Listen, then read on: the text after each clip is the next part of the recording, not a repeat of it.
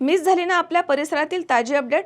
अहो मग आजच C24 तास या आपल्या यूट्यूब चॅनलला लाईक करा, शेअर करा, सबस्क्राईब करा आणि बेल आयकॉनवरती क्लिक करायला अजिबात विसरू नका।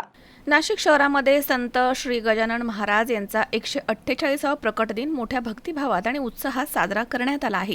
इंदिरानगर येथील श्री गजानन महाराज भक्त प्रतिष्ठानच्या वतीनं रविवारी विविध धार्मिक कार्यक्रमांचं आयोजन करण्यात आलं होतं। पहाटेपासूनच महाअभिषेक, महाआरती आणि प्रसाद वाटपास सुरुवात झाली।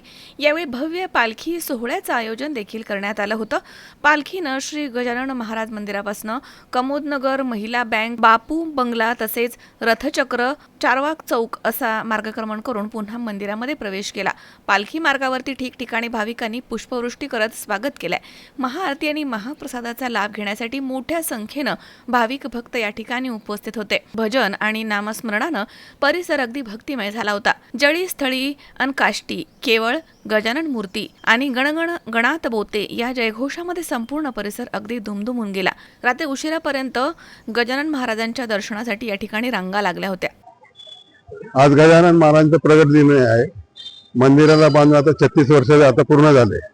89ला मंदिराची स्थापना झाली आणि मंदिराचं काम 5 फेब्रुवारी 90ला झाले। त्याच्यापासून मंदिर सुरू झाले। सकाळी अभिषेक झाला 7 ते 9:30 आणि अभिषेक झाल्यानंतर पालखी निघाली। पालखी 12:30 पाऊणला आली आणि पालखी आल्यानंतर आपण आरतीचा कार्यक्रम झालेला आहे आणि प्रसाद वाटपाचं जे सुरू झालंय ते रात्री शेवटच्या भट्ट्यापर्यंत म्हणजे 12 वाजे 1 वाजेपर्यंत प्रसाद झाला। ओके। किरण आहेर, C24 तास, नाशिक।